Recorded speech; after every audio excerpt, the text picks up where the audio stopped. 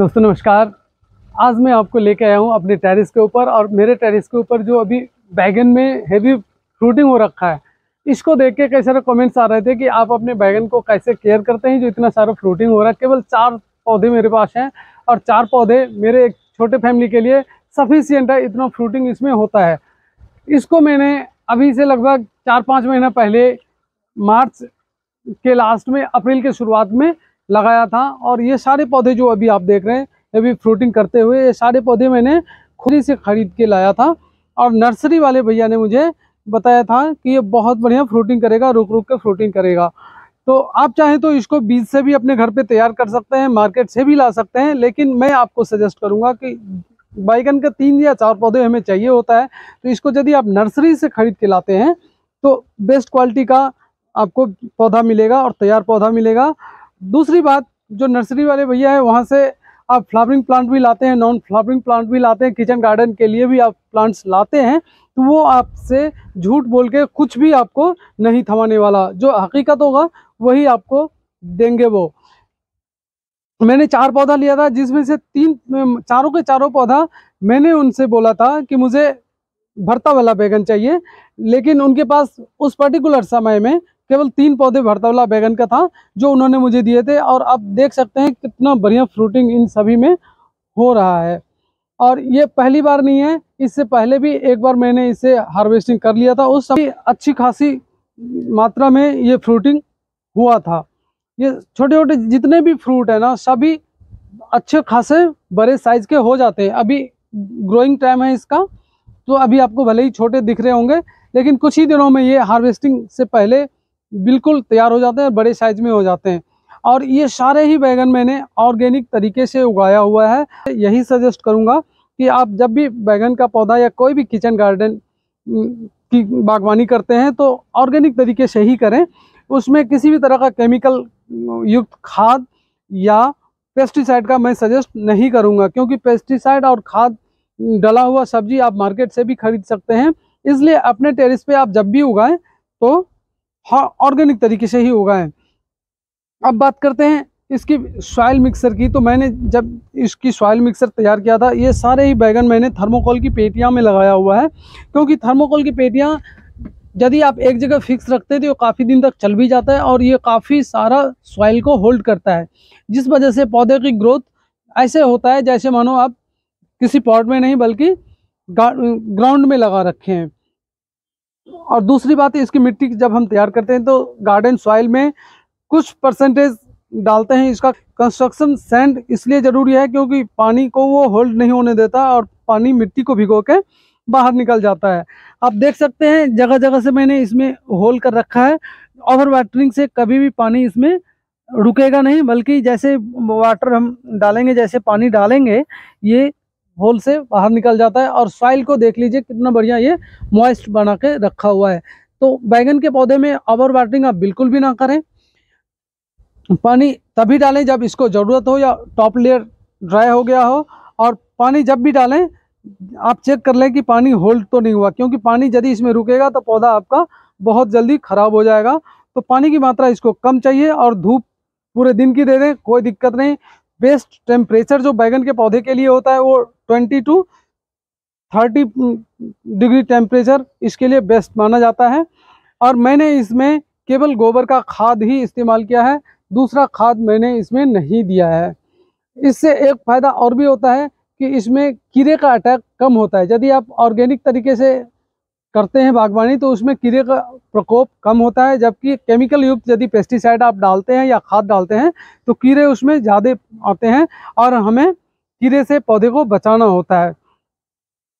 इसकी care tips के तौर पे यदि आप देखें कि इसमें शक्कर ब्रांच यदि निकला हुआ है तो उस शक्कर ब्रांच को आप काट के अलग कर दें, क्योंकि शक्कर ब्रांच में फूल तो आएगा लेकिन ये फल में कभी कन्वर्ट नहीं होगा और पौधे का एनर्जी खामखा ये खाता रहेगा। इसलिए शक्कर ब्रांच को काट के अलग करना है।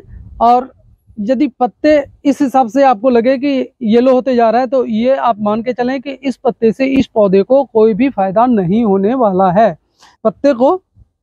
इस पत्ते को आप रिमूव कर दें ताकि ये फालतू का एनर्जी हमारे पौधे से ना ले और पौधा पूरा एनर्जी अपने फ्रूटिंग पे दे, जिससे फ्रूटिंग का साइज बढ़िया होगा और हेल्दी होगा। बहुत ज़्यादा केयर करने की ज़रूरत नहीं है।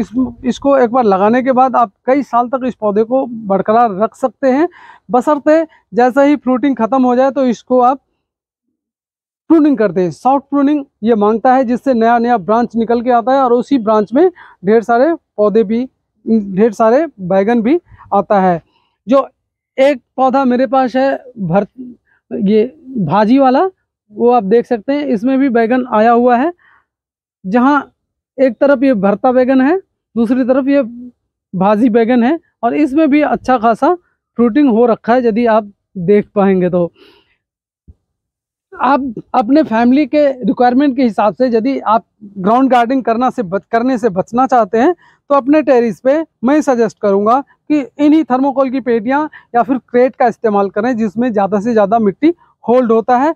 और ज़्यादा मिट्टी होल्ड होने से पौधा हमेशा ही हेल्दी होता है, स्वस्थ होता है, और पौधा स्वस्थ रहेगा तो इसमें ढेर सारे फ्रूटिंग होता रहेगा। आप जहाँ भी निगाह डालेंगे आपको इन बैगन के पौधे में फ्रूटिंग ही फ्रूटिंग नज़र आएगी।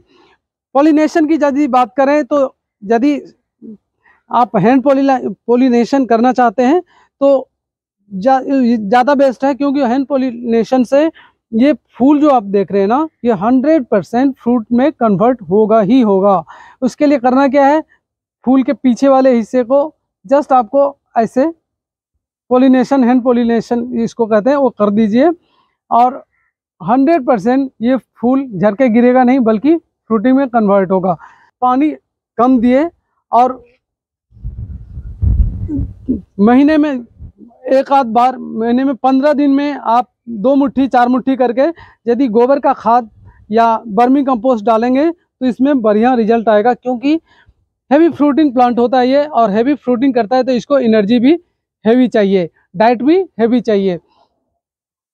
इसलिए मैंने जो इसमें यूज़ किया है, गोबर का पुराना खाद मैंने स्टोर करके रखा हुआ है, वही खाद डाला है, और उसी से ये पौधा इस हिसाब से लहलहा रहा है, और इसमें बढ़िया फ्रूटिंग भी होता है। एक फैमिली के लिए इतना बैगन काफ़ी होता है, और उम्मीद है आप भी अपने छत पे, अपने खाली पड़े ज़मीन पे या टेरेस पे इस हिसाब से बैगन का पौधा लगाएंगे, और उससे हैवी फ्रूटिंग लेंगे, जो ऑर्गेनिक तरीके से आपके बागवानी में रहेगा। ये देख लीजिए कितना सारा बैगन अभी भी इसमें लगे हुए हैं, जबकि मैंने हार्वेस्ट कर लिया है। और किचन गार्डन की यदि बात करूं तो मेरे पास बैगन के अलावा अभी आपको मिल जाएगा मिर्च के पौधे, और इससे भी मैंने हैवी फ्रूटिंग लिया है, हैवी फ्रूटिंग होता है इसमें। और ये मैंने लगा रखा है प्लास्टिक के क्रेट में, और क्रेट में भी ज़्यादा सॉइल होल्ड होता है, इसलिए इसका आप ग्रोथ देख सकते हैं। इसके अलावा यदि मैं एक निगाह और दिखाऊं आपको, तो मेरे पास अभी एक नए प्लांट के तौर पे भिंडी का प्लांट भी लगाए हैं, जिसमें आप देख सकते हैं छोटे छोटे पौधे में अभी से ये फ्लावरिंग स्टार्ट होने लग गया है, और उम्मीद है बड़ी जल्दी इसमें भी फ्रूटिंग होने लग जाएगा। इसके अलावा यदि मैं दिखाऊं आपको, ये आप जो लहलहाते हुए बेल देख रहे हैं ना, ये सेम का बेल है, और इससे भी मुझे उम्मीद है अच्छा खासा फ्रूटिंग होगा, क्योंकि पौधा बहुत बढ़िया ग्रोथ कर रहा है।